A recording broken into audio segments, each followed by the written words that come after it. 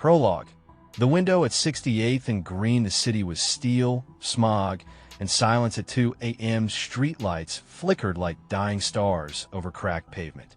Somewhere near 68th and Green, behind drawn curtains and stale air, a boy sat near the window watching grown men gather outside the Guys and Gals nightclub. They weren't politicians. They weren't preachers. They were gangsters, pimps, shot callers, dressed in gator shoes and fur coats, leaning against Cadillacs with cigar smoke curling in the cold. They laughed loud, moved with slow confidence, carried weight without a badge. The boy watching them was Larry Hoover. He didn't see crime. He saw power, purpose, a way to survive without begging the system for anything, a way to rule without ever leaving his block. Behind him, the house was crowded, 30 boys in one room, talking trash, shooting dice, arguing over which gang ran the South Side now. But Larry wasn't talking. He was taking notes with his eyes. He wasn't the loudest. Not yet. But there was a presence in him, calm and calculating. The kind of quiet that made people listen. That night, he turned around and said one thing to the room. We ain't following nobody.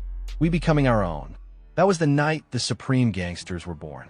And that was the beginning of a story that would stretch 50 years from Hyde Park to Federal Supermax, from playground to prison yards, a story of betrayal and unity, of money and meaning, of blood, bricks, and politics. This ain't just history. This is legacy. This is how Larry Hoover turned a living room into a nation. Chapter 1. Supreme Dreams. It was summertime in Englewood, and the air was thick with heat and hunger. Kids played in busted fire hydrants, shoes slapping wet pavement, their laughter mixing with sirens in the distance. Dope fiends leaned against crumbling brick walls. The corner of 68th and Green wasn't no paradise. It was a powder keg. And inside one modest house that leaned slightly to the left, 30 teenage boys were packed into a living room, half-drunk off cheap gin and even cheaper dreams. Larry Hoover sat on the floor, back against the wall, legs stretched out. His eyes weren't on the crowd. They were locked on the window. Outside, the street was alive. Men in silk shirts and alligator shoes strutted in and out of the Guys and Gals nightclub like they owned the world. Cadillacs gleamed beneath flickering lights. Laughter and low conversation floated through the air like music. Hoover didn't want to dance. He wanted to run things. Beside him, Andrew D.D. Howard was telling a wild story about slapping a ranger across the face with a pool stick.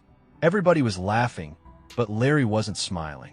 He was watching a man in a long black coat count a roll of cash big enough to choke a horse. That man handed it off to another with a whisper. That was power. That was movement. I'm telling you, D.D. said, tapping Larry's shoe. We could be them. Larry turned slow. Why we can't be better? That quiet pulled the noise right out the room. Eyes turned. Dice stopped rolling. D.D. leaned in. You talking about starting something? I ain't talking. I'm doing. He stood up, brushed his slacks, and looked around the room like a general inspecting soldiers. We dress like kings, but moving like peasants. I'm done running with no name. From now on, we supreme. A pause. Supreme what? Someone asked. Gangsters, Larry said. We the supreme gangsters now. It was bold, dangerous, but nobody laughed. Not when Larry said it. Within a week, they had a name, a symbol, and a mission. Black was the color, slick, silent, and deadly. Their emblem? A heart with wings, crowned and stabbed with a sword. It meant loyalty, power, and sacrifice. They didn't rep with noise. They saluted with a clenched fist. Quiet meant control. Larry wasn't official yet, not by title. D.D. had the mouth, and King Ike Taylor had the hands. Ike became Larry's right hand, and D.D. moved weight through every room like smoke. But everybody knew, when Larry spoke, the rest followed. Supreme Gangsters were born on a border, Ranger territory on one side, Disciple land on the other. That made every block a battlefield, and every move a calculation.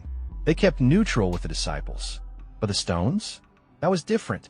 First week of September, 2 Stones rolled up to 69th and Green and told one of Larry's boys he had to pay to stand on the corner. Larry heard about it. That night, the corner was empty. But the next morning, There was a Supreme posted on every side of that intersection like chess pieces. No words, just presence. 3 days later, a black Crown Vic drove by and fired shots into the air. That was the first time Larry Hoover pulled a gun in public. He didn't shoot it. He just held it high so they could see who was behind the muscle. The Crown Vic kept moving. That was the last time Stones came through 68th and Green without checking in. They weren't just some kids with a name anymore. They were a presence, a shadow, a rumor turned real. And Larry? He was building an army. Chapter 2. The code is black. You couldn't just call yourself a gangster. You had to earn it. Word was spreading fast. There was a new name on the South Side, and they moved different. These weren't trigger-happy kids wilding for stripes. Supreme gangsters moved in silence, calculated. When they hit a block, they didn't announce it, they occupied it. Larry Hoover sat in the back of a dingy barbershop off 71st, a cigarette burning slow between his fingers. Smoke curled around his face, but his eyes never left the street. He wasn't flashy. He wasn't loud. But when he spoke, it was with weight. You felt it in your chest. "You got the uniform?" he asked Ike Taylor. Ike nodded and reached in a brown bag, pulled out a folded piece of black cloth. Jet black, tailored. Hoover unfolded it, held it up to the light. A black silk armband with a red-stitched emblem. Heart with wings, a crown sword through the middle.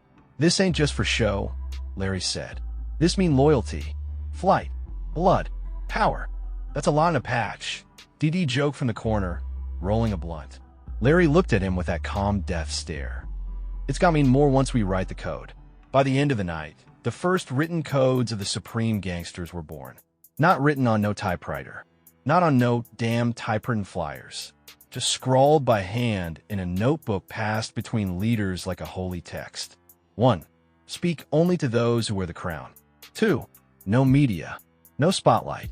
The streets don't forgive weakness. 3. Loyalty is breath. Without it, you don't breathe. 4. Violence is a last word, not the first sentence. 5. Always in black. Always in silence. Always supreme. The city didn't know yet, but something had shifted. Back in Englewood, things were heating up fast. The Rangers were trying to squeeze the block, and Stones were making noise with new guns coming up from down south. But the Supreme Gangsters weren't folding, they were recruiting. Quietly. Precisely. They didn't just take anybody. You had to prove you were cut from something solid. A young shorty named Red from 69th, and Lowe had been trailing the gangsters for weeks. Selling Lucy's, shadowing Larry and his inner circle. One night, after a fight broke out in front of the liquor store, Red ran in without hesitation, cracked a ranger in the jaw with a crowbar, and dragged a bleeding gangster off the sidewalk. The next day, he woke up to a black bandana folded on his doorknob. No words, no welcome, just a symbol. That's how you knew you were in. Across the city, the code was spreading. South Shore, Roseland, even over east in the early Latin pockets. But it was the west side where the game really changed. Ike Taylor had moved to K-Town after getting out the Audi home. Most cats would lay low after a stretch, but Ike wasn't most cats. He hit the west side like a preacher on a mission. The vice lords ran the game over there. Egyptian cobras too. But the youth? They were hungry. Not just for respect, but for direction. I found them in parks, in basements, ditching school, standing on corners without structure. He started talking, and they listened. You running around with no name, no code, no flag. That's suicide, I told them. We got something stronger. We supreme. And if you roll with us, your name gone carry. They listened, and when I gave them the black, they wore it with pride. By the time Larry visited K-Town a month later, the gangsters had a full set of West Side soldiers posted on Gladys and Keeler. And not just soldiers, leaders. One of them was Robert Red Lawson. Quick hands. Cold stare. The first West Side Supreme Sergeant of Arms. These kids out here got that fire, Ike told Larry that night. All they need is order. Larry nodded. Then we give it to them. The Supreme Gangsters weren't just expanding, they were evolving. And that's when things got political. Stones and Disciples had alliances, yes. But Larry Hoover was thinking bigger. He saw a nation, not just a crew. That meant alliances of their own. Not just peace treaties, but absorption. Uniting unaffiliated black sets from as far as 71st and beyond. That's how names started changing. The High Supreme Gangsters came up from the south. The Imperial Gangsters held down their blocks like fortified posts. They weren't different gangs, they were branches. One code, one purpose. Larry's rule was simple. You keep your identity, but the crown comes first. On paper, the gangsters looked fractured. In reality, they were more organized than anyone. The disciples had history. The Stones had numbers. But the gangsters had silence. Discipline. A chain of command rooted in respect, not fear. At night, in basements and abandoned storefronts, lieutenants would recite the creed by candlelight. Young recruits learned it before they touched a pistol, before they moved a single bag of weight. You had to know who you were before you touched the streets. That was the difference. On the East Garfield line, a group of vice lords tried to press one of Ike's young soldiers. They cornered him near the corner store and told him to strip. He did, calmly, gave them the coat, gave them the cash. But before he walked away, he looked the leader in the eye and said, "Just know what set you touched." By morning, 3 of those vice lords were found bloodied, stripped, and duct-taped to a telephone pole. The kid got his coat back, folded, ironed, and waiting for him at the spot. No words, just presence. That's how gangsters operated. By the time 1968 came around, the Supreme Gangsters weren't just another name on the street. They were the code. They were the silence. They were black like the sky right before a storm. Chapter 3. Ike in K-Town Keeler Avenue was quiet that morning, but it was the kind of quiet that buzzed with tension. The neighborhood didn't move unless it had to. You could feel the shift in the wind, like the streets themselves were holding their breath. Ike Taylor stepped off the bus with a duffel bag slung over one shoulder and a cigarette dangling from his mouth. He looked around like he just stepped off a plane in another country. This wasn't Englewood. This wasn't 68th. This was K-Town, West Side. A different world. A different rhythm. He had just been released from the Audi home, and instead of laying low, he came home with fire in his chest. His family had moved out west while he was locked up, trying to get away from the chaos back south. But chaos wasn't something Ike left behind. It followed him. He walked down Gladys, boots hitting pavement in steady rhythm. Kids on porches paused their dice games. Old men at the corner store eyed him cautiously. This wasn't a neighborhood that welcomed outsiders, and definitely not ones with a South Side stare. Ike lit the cigarette, eyes scanning everything, soaking in the new terrain. He wasn't here to blend in. He was here to plant a flag. Later that week, he found his first recruits in an abandoned house on Kildare. The windows were boarded, but the basement was alive. Young Westsiders, some vice lords, some unaffiliated, some just wild, were playing cards, smoking, talking shit. One of them, tall with a busted nose and scar down his cheek, tried to size Ike up when he walked in. "You lost, homie." Ike pulled up a milk crate and sat down like he owned the place. "Nah, I'm exactly where I need to be." The boys laughed, but Ike didn't blink. He took a drag and leaned forward. "You ever heard of Supreme Gangsters?" "No disrespect," said the tall one, "but this West Side, not Englewood." "That's why I'm here," Ike said. "To fix that." They laughed again. One of them mumbled, "Man, who does this South Side nigga think he is?" Ike stood slowly, pulled a switchblade from his jacket. It wasn't a threat. It was a demonstration. He carved the Supreme Gangster heart into the dusty wall. Wings flaring, crowned, pierced by a sword. This symbol? It means you ain't alone no more. It means you move with code, with order. It means you stop dying for corners and start living for something bigger. The tall one looked at him, didn't say a word, just nodded once. That's how K-Town got its first deck.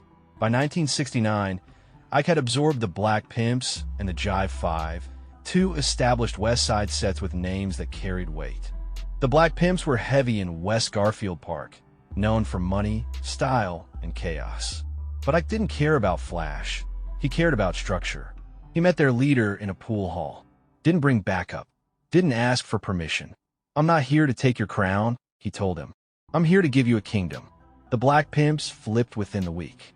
Now, the gangsters weren't just surviving, they were thriving. They had muscle in Garfield Park, boots on the ground in K-Town, and word of mouth reaching Humboldt and North Lawndale. These weren't hand-me-down territories. These were fresh blocks, and the gangsters took them like they belonged. The vice lords didn't like it. They saw supreme gangsters popping up with black bandanas and silent movements. No shouting, no tagging every wall, just organized presence. They started pressing young gangsters, demanding they fall back. Ike's response was surgical. One night, for vice lords jumped a young recruit named Mouse. Beat him, stripped him, left him face down in the snow. Mouse crawled home, bloody and ashamed. The next day, Ike and Red pulled up to the vice lord's hangout, a junkyard behind a burnt-out warehouse. No guns, no yelling, just presence. You crossed the line, Ike told them. They laughed, until Red dropped a crowbar at their feet. Make it even. The vice lord leader raised his eyebrow. You serious? I took off his coat. Dead. They fought bare knuckle in the yard for 15 minutes. Crowbars, chains, hands. In the end, the vice lords were laid out. Ike walked away with a broken rib and a busted lip. Mouse was never touched again. Hoover came to see the West Side for himself that spring. He stepped off the train in K-Town wearing a black overcoat. Dress shoes shined, and that unreadable expression he always wore. Ike was waiting. You wasn't exaggerating, Hoover said, surveying the scene. No. How many we got? Hundreds. They walked the block. Kids threw up the fist. Old heads nodded. Women peeked out windows like royalty had arrived. This wasn't just a crew anymore. It was a movement. You ready to take it further? Hoover asked. I've been ready. They shook hands, solid, no smile, just wait. And just like that, the West Side became supreme territory. Over the next few months, the gangsters expanded east of Garfield Park, dropped in North Lawndale, and even touched down in West Humboldt Park where they clashed with black souls who weren't ready to give up their grip. Fights broke out on corners. Windows shattered in the night. But the souls didn't gain territory. The gangsters held the line and claimed their space. It didn't chase clout. They held position. In those neighborhoods, the name Supreme meant something different. It meant discipline. It meant structure. It meant protection, not just war. By the time the summer of '69 rolled around, Supreme gangsters weren't just a rumor. They were the reality. And in K-Town, Ike's legend was carved deep into the concrete. Chapter 4. Enemies on every side. South Side streets in 1968 were not quiet places. Gunshots replaced church bells. The clack of dice and the hush of secrets echoed louder than any school lesson. Everybody knew somebody who had a pistol under the mattress. Everybody knew somebody who didn't make it past Monday. It was war season, and Supreme gangsters were in the middle of it. The Black Pea Stones were stacking numbers like lottery tickets, recruiting with charm and muscle. The Disciples were flexing in every alley, reorganizing into tighter units. And there were whispers in the corners. Who would make the next move? Larry Hoover wasn't playing defense. He was building nation. While the Stones were out making headlines and David Barksdale's Disciples were tightening ranks, Hoover was flying under the radar. No cameras, no parades, just moves. Calculated, cold, and quiet. But no matter how silent you move, power attracts enemies. The Black Pea Stones made the first mistake. They thought the Supreme gangsters were soft, too small, too new, too careful. But in this game, underestimating your enemy is just another form of suicide. It started with whispers. Hoover ain't really a leader. He's just hiding behind other cats. Then came the street moves, pressing gangsters on their own blocks, disrespecting symbols, and testing corners with fly-by intimidation. Hoover called a meeting. It wasn't a club, not in a bar, not even in a safe house. He chose an abandoned church basement in Englewood. No light but candles. No chairs, just crates and silence. D.D. Howard sat on one side, Ike Taylor on the other. 20 of the strongest deck leaders stood in a circle, staring at the floor, waiting. Hoover entered last, slow and steady, the long overcoat dragging dust behind him. We're not here to declare war, he said. We already in one.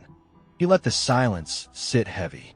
They're trying to erase our name before we finish writing it. But I ain't gonna let that happen. Y'all ain't gonna let that happen. No cheers. No applause. Just eyes lighting with resolve. That same week, Parker High School turned into a battleground. On September 4th, 1968, students moved through the halls pretending it was just another Wednesday. But everyone felt the charge in the air. Bags weren't searched. Weapons weren't checked, and the wrong people were walking the wrong halls. James Highsmith and Leonard Longstreet, both disciples, weren't even enrolled. They walked in slow, casual, but they weren't there for class. They were there for blood. Larry Hoover stood outside the principal's office, talking quietly to two students, unaware of what was coming. Highsmith walked past him with a smile, hand tucked in his waistband. Longstreet trailed behind, eyes locked. "Burn him," Longstreet hissed. Highsmith pulled a .32 and fired. The first shot caught Larry in the shoulder. The next two hit the wall behind him.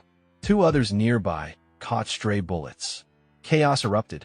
Kids screaming. Teachers ducking. Lockers slamming. Blood painting the tile. Larry went down, but didn't fold. Highsmith fled. Longstreet vanished. But Larry didn't die. By the time the police arrived, Hoover was bleeding but conscious. He refused an ambulance until everyone else was cleared out. That's when the legend started to form, not just a leader, but a survivor. Word spread fast. Larry got hit. They tried to take out the crown. Stones and disciples both want him gone. That week, Englewood felt like a war zone. Guns in book bags. Brass knuckles under lunch trays. Crew after crew posted on corners like lookouts during wartime. Everybody ready. Nobody talking. Then came the retaliation. Not loud, not messy, but strategic. Two disciples caught alone near 70th got stripped and beat within an inch of their lives. No killing, just a message. Supreme gangsters weren't soft. They weren't kids playing house with colors and handshakes. They were ready for war. And yet, for all the tension, the leaders, Hoover, Barksdale, Fort, they weren't pushing for blood. Behind the scenes, they were friends. They knew the cost. They remembered when this was about protection and power, not murder and headlines. They saw how younger sets were getting out of control, letting ego turn strategy into slaughter. So they called a ceasefire, a temporary truce. Larry Hoover sat across from Barksdale in an apartment in Woodlawn. No security, just the two of them and a bottle of Hennessy between them. "I don't want no more kids dying over colors," Barksdale said. "They dying over chaos," Hoover replied. They toasted in silence. Old friends, young kings. But the truce didn't last. Too many factions, too much pride, too many bullets already fired. Around the same time, the Supreme Gangsters made another chess move, this one strategic and silent. They started absorbing more independent black sets, ones tired of choosing between Stones and disciples. From as far south as 71st, they came. Crews renamed themselves Gangster as a badge of loyalty. By 1969, the Gangster Nation wasn't just a collection of crews, it was an identity. You weren't just from the block. You were part of something bigger, and the city was starting to notice. But with power came more enemies. Larry Hoover was shot again. Another hit attempt, another close call. Some say it was a disciple retaliation. Others whispered that Stones weren't done trying. But the result was the same. Hoover survived. Again. And now, his name carried something more than just leadership. It carried legend. In the streets, they started calling him chairman long before he ever claimed it. In the courts, in the alleys, in the shadows of abandoned buildings, one truth was becoming clear. Larry Hoover wasn't just building an army. He was shaping an era. Chapter 5, Outlaws and Opportunity. It was a hot July evening in Roseland, the kind of heat that pressed on your chest like a warning. Fire hydrants were cracked open and leaking, the sidewalks steaming with sun-baked sweat, and the corners full of teenage soldiers with hungry eyes. But something was shifting. The streets didn't know it yet, but a storm was coming, and its name was Ulysses Floyd. They called him U.S. short for Ulysses S., like the general, like the president, like a black boy born with war in his blood. At 17, he already ran the loading projects with the kind of respect grown men couldn't buy with 10 years of muscle. Floyd wasn't loud. He wasn't wild. He was the kind of calm you learn from living around fire and never getting burned. At that time, Roseland was still bending under the weight of one man, an older cat nicknamed Brick. Brick didn't run with no set. He ran on money, drug money, big money. He drove a cream-colored Cadillac with gold trim and always had a new girl and a clean pair of Stacy Adams. He was untouchable, or so it seemed. The Syndicate Blackstone Rangers respected him. Some of the disciples even worked for him. Brick moved heroin, coke, pills, you name it. He'd been running the South End since the early 60s, and nobody dared challenge his throne.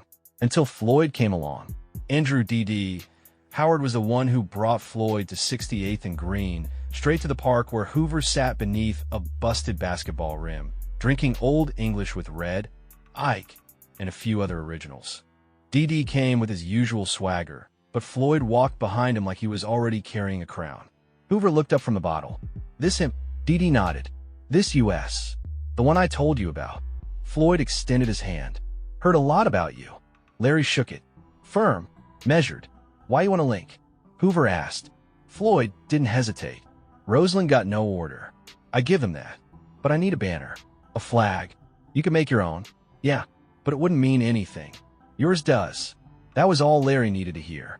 Within 24 hours, Floyd was declared a chief, specifically a supreme chief. His territory? 95th and beyond. His crew? The Outlaws Supreme Gangsters. It was more than a title. It was a statement. Roseland now belonged to the gangsters. Floyd didn't waste time. He moved different than Brick. Where Brick had shine, Floyd had strategy. He brought together scattered syndicate rangers, pissed-off disciples, and unaffiliated street soldiers who were tired of being used and underpaid. He gave them structure, gave them purpose. He taught them to move dope like it was a business, not a game. But most importantly, he made them give back. Free food for kids, rent money for struggling moms, security for black businesses. Brick started to feel the squeeze.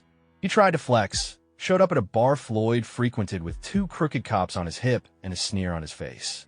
Told Floyd to fall back. Told him there'd be consequences. Floyd looked him dead in the face. Only consequence gone be for whoever tried to put hands on me. Brick never showed up on that block again. Word is, a week later, he tried to set Floyd up, led him deep into Dan Ryan Woods under the pretense of a sit-down.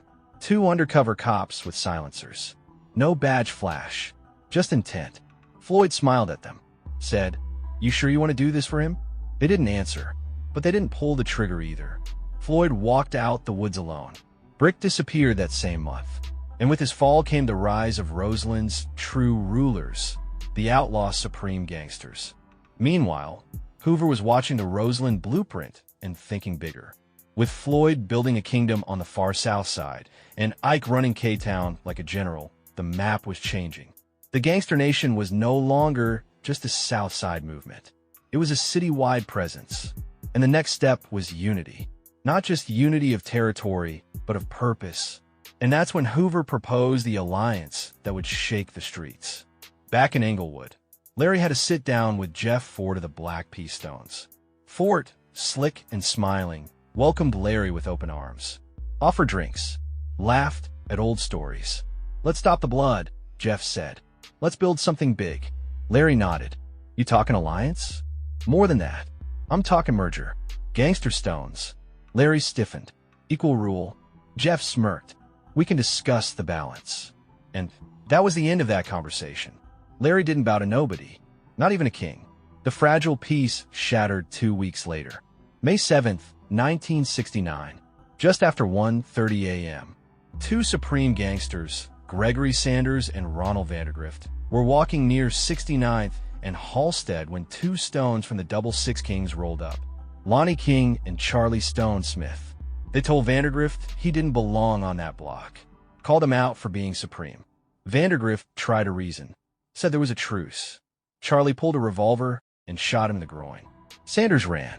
Vandergrift crawled to 68th and Green, blood trailing behind him. He made it to the Hoover family home. I called the car. They rushed him to the hospital. No police. No snitching. But the damage was done. The alliance was over. A few days later, they all met at the Black Pea Stone headquarters for a so-called reconciliation meeting. The shooters claimed it was a misunderstanding. They didn't know Vandergrift was supreme. Hoover sat silent through the whole thing. When it was over, he didn't say a word, just nodded once and walked out. Outside, he lit a cigarette, took one drag, and crushed it with his shoe. "Call Barksdale," he said to DD. "Tell him we got business to discuss." That was the beginning of something new. The Black Gangster Disciple Nation was about to be born. Chapter 6. Blood at Parker High. The school bell at Parker High rang like any other day, but the walls were different now. Something had shifted. The air was thick, like every locker, every hallway, every classroom carried tension. Whispers moved faster than students, and everyone knew why. Larry Hoover had been shot. Rumors said he was dead. Others claimed he was already planning revenge from a hospital bed. But no matter which story you believed, one thing was clear. Supreme gangsters weren't standing still. The shooting didn't kill Larry, but it made him more dangerous. And it sent a message. Supreme gangsters weren't invincible. Neither were their enemies. The shooting had come fast and reckless. James Highsmith and Leonard Longstreet, two known disciples, walked right into Parker High like they owned it. No student ID, no hesitation. Larry had been outside the principal's office, calm as ever, talking to two of his younger lieutenants about moving more quietly through the week. Highsmith passed by with a smile. Longstreet followed and said it loud, "Burn him." Highsmith turned, pulled a .32 from his coat, and fired 3 times. First shot hit Larry in the shoulder. The other 2 went wide, cutting into the hallway wall, sparking panic. Kids screamed and scattered like marbles. Teachers slammed classroom doors. Blood hit the tile like red rain. Larry dropped, but didn't scream. Didn't cry. Didn't even look surprised. He just clutched his shoulder, leaned back against the lockers, and said, "Get me up out of here." 2 gangsters grabbed him under the arms and moved. Fast, efficient, trained like soldiers. Within 5 minutes, Larry was gone, long before the cops showed. Highsmith and Longstreet were already running. Only one got caught. Larry spent 2 nights in a South Side safe house. The wound was deep, but not deadly. A street nurse stitched him up in silence while Ike paced and Dee Dee planned. "This the 3rd attempt," Ike said. "They trying to finish him off." Larry sipped whiskey through gritted teeth, shirt still soaked with blood. "They scared," he said. "Yeah? So what now?" Larry didn't answer right away, just stared at the floor like it was revealing something. Then he said, "They made this a war." Back at Parker High, the school tried to act like it was business as usual. Hall monitors doubled up. The principal gave a speech about outsiders and violence in our community. But the students weren't listening. They were watching. Watching who came to school. Watching who didn't. Watching which lockers got spray-painted overnight. The Supreme gangsters weren't about to let the shooting go unanswered. But Hoover made one thing clear. "No reckless retaliation," he said. "This ain't about bullets, it's about position." So they tightened ranks, increased security, made every corner near the school a checkpoint. You couldn't walk a block without being spotted. The message was subtle but loud. We're still here. Meanwhile, Larry's legend grew. They said he didn't flinch when he got shot. Said he ordered new recruit assignments from the hospital bed. Said he whispered something to the nurse about strategy before passing out from blood loss. Most of it wasn't true, but that didn't matter. In the streets, myth moves faster than fact, and Larry Hoover was quickly becoming more than a leader. He was becoming a symbol. The incident had one more ripple effect. It forced Hoover to reevaluate everything, not just survival but growth. He'd already expanded to K-Town, already given Ulysses Floyd a kingdom in Roseland. Now he needed something bigger, something permanent. A nation, not a crew. A movement, not a war. That's when the term started floating.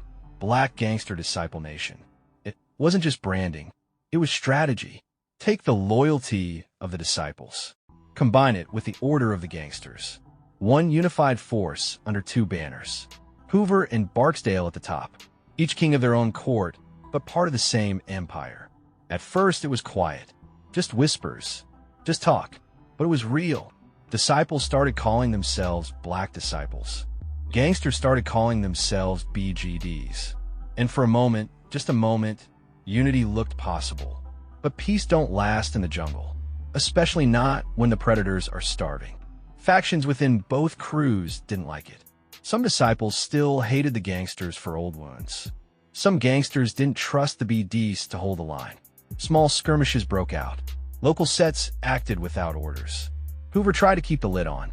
Barksdale tried to calm his lieutenants. But pressure builds. And then comes the boil. In the fall of '68, disciples, gangsters, and Stones were all at each other's throats again.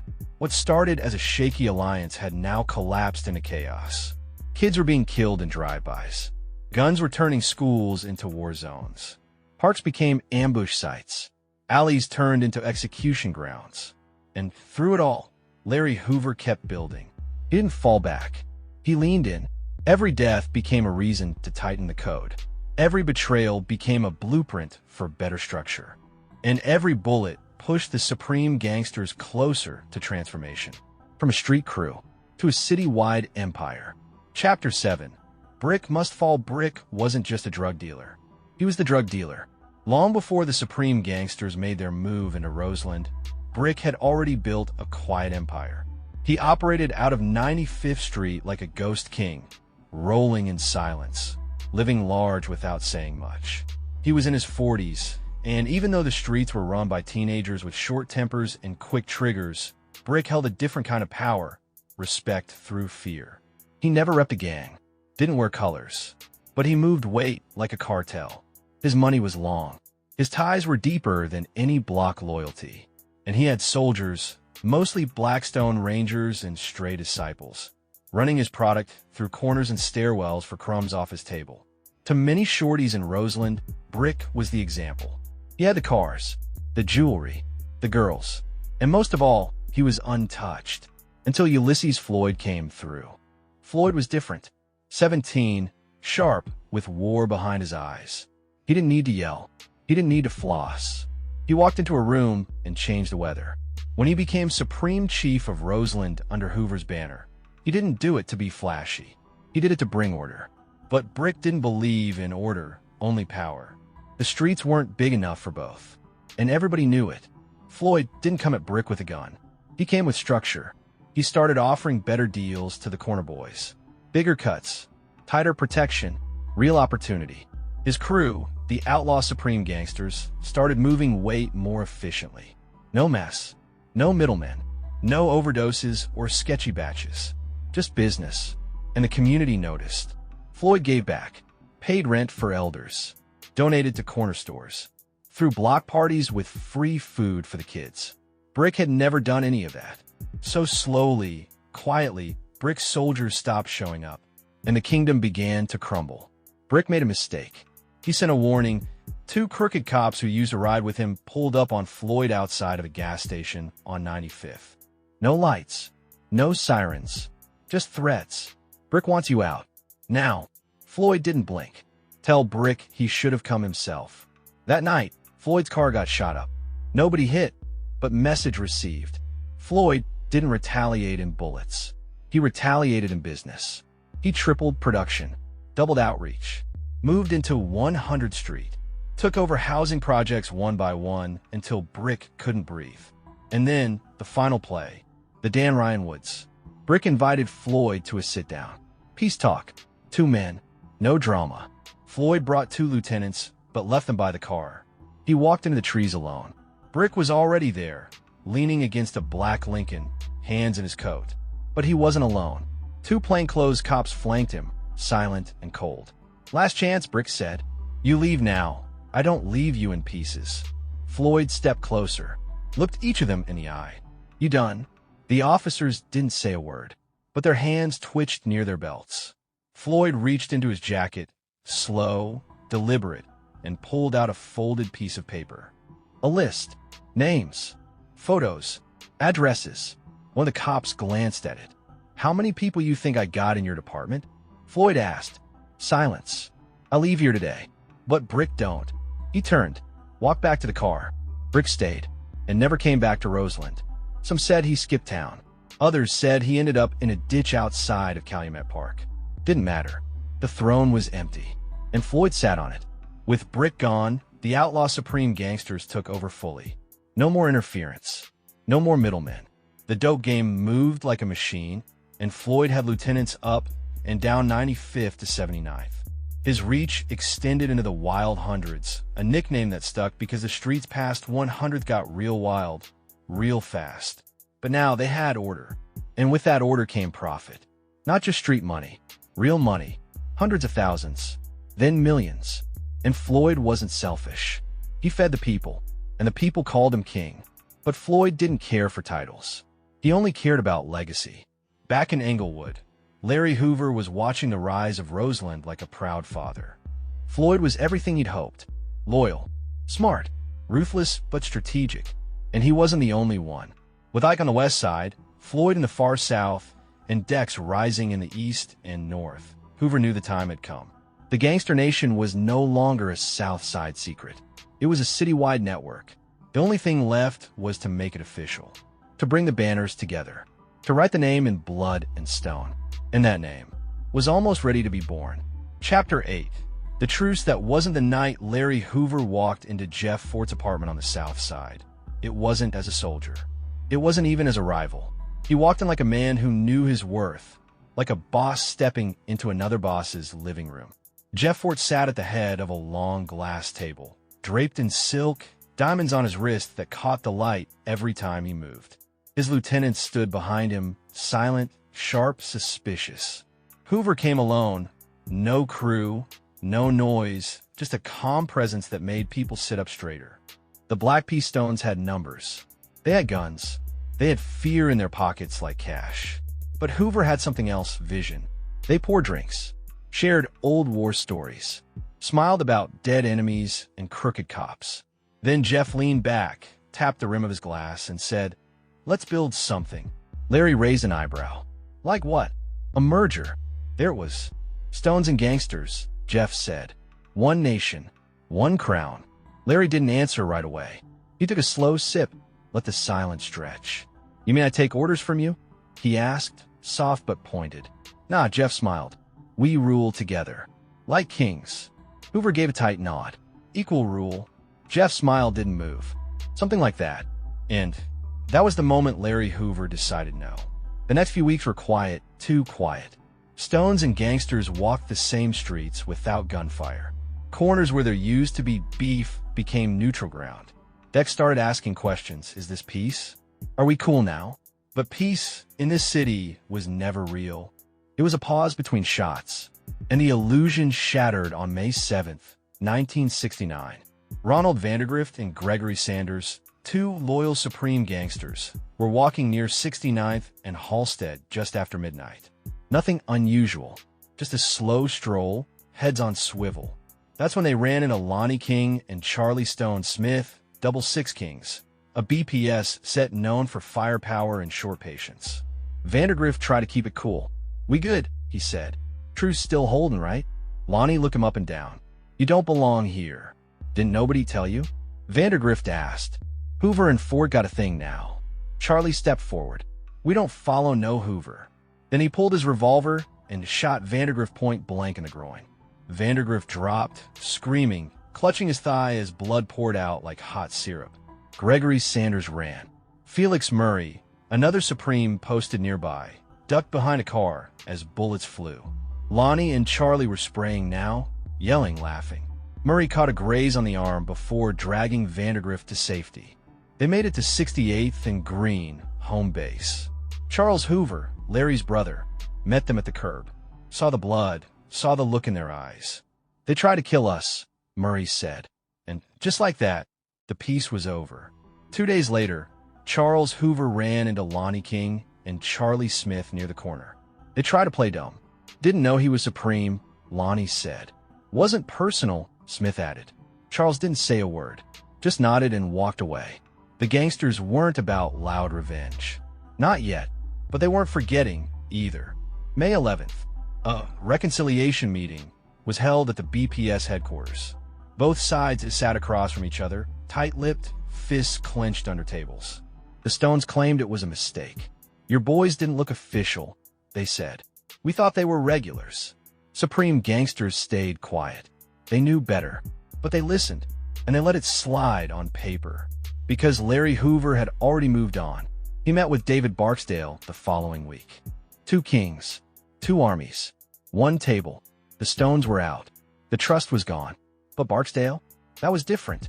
They'd shared allies, shared enemies, shared philosophies. And now, they were about to share a nation. That's when it was born, the Black Gangster Disciple Nation. It wasn't just an alliance. It was a fusion. Disciples became Black disciples. Gangsters became Black gangster disciples. Two codes, one crown. Hoover and Barksdale side by side. Hoover leading the gangsters.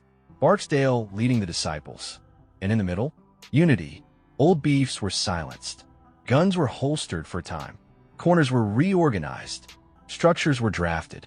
Decks were merged. Soldiers trained in joint sessions. It wasn't perfect. Not everyone agreed. But it was progress. And it was power. The streets started calling it BGDN. Even the kids knew the initials. Gangster and disciple crews started wearing dual symbols. Black flags with stars and hearts. Wings and pitchforks. Crowns and swords. The lines were blurred. But the message was clear. We are one. Or, at least, we were trying. And somewhere in a dark apartment off 71st, Larry Hoover sat at a desk writing something in a notebook. It wasn't a hit list. It wasn't a manifesto. It was a blueprint. Not for war, but for a new nation. Chapter 9.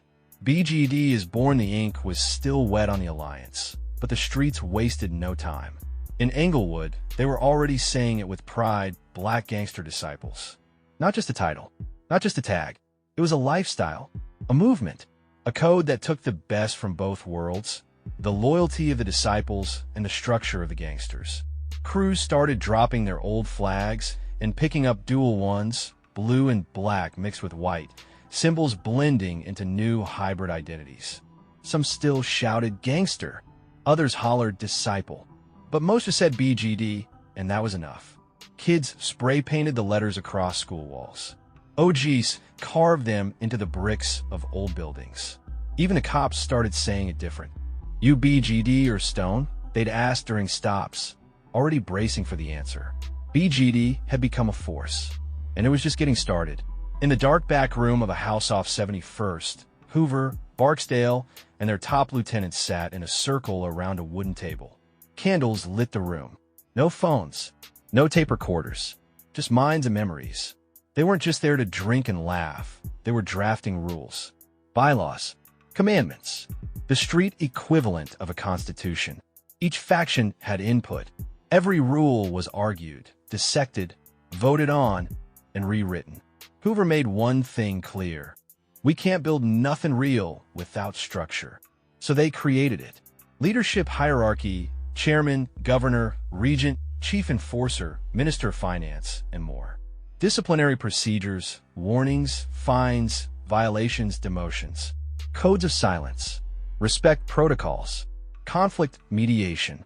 Every deck across the city would now follow the same structure.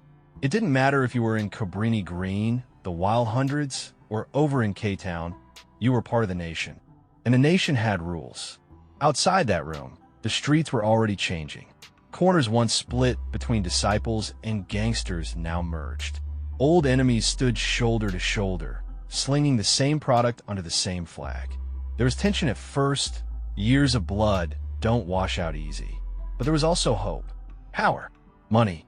The BGD nation moved smoother than anything the city had ever seen. They didn't just bang. They organized. Drug routes were mapped like bus lines. Couriers ran in shifts. Enforcers had radios. Courthouses started seeing thicker files on younger men with bigger networks.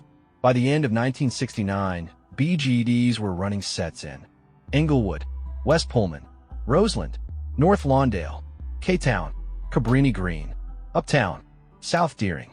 Morgan Park. The map wasn't divided anymore. It was merging. Hoover had taken the chaos of Chicago and given it a name. Meanwhile, across the city, not everyone was thrilled. Some old-school disciples hated it. They missed the purity of the original days, before alliances, before money changed the vibe, before the word gangster was even in their mouths. They whispered, plotted, some even tried to break off. But they were the minority. The streets didn't care about nostalgia. They cared about results. And BGD was delivering. Back in Roseland, Ulysses Floyd had tripled his territory. The Wild Hundreds were now a fortress, with outlaw gangsters on every block. Older Stones tried to push in. Floyd sent them back in pieces. Over in K-Town, Ike Taylor held court like a street mayor. He wore the new BGD emblem on a chain, hosted unity meets in old warehouses, and personally squashed 4 different beefs between gangster and disciple sets. Even in Uptown, far north, and out of most gang maps, BGDs were laying foundations. Cabrini Green, too, was starting to hum with BGD energy. The alliance wasn't perfect, but it was working, and the streets felt it. The way you feel a shift in weather before a storm.